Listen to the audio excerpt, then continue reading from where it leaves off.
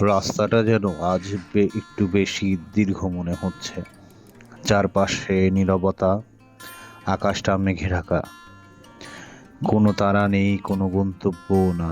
আমি চলছি, একটা বাইক, একটা রাস্তা, একটা মন।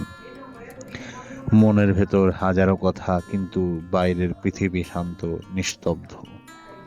এই নিস্তব্ধতাই আমার সঙ্গী, যেখানে না আছে প্রশ্ন, না আছে উত্তর, আছে শুধু চলা।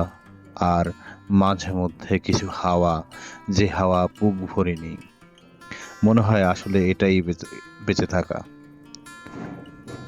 আজকে কেউ বাসে নেই, তবু মনে হচ্ছে একা না আমি।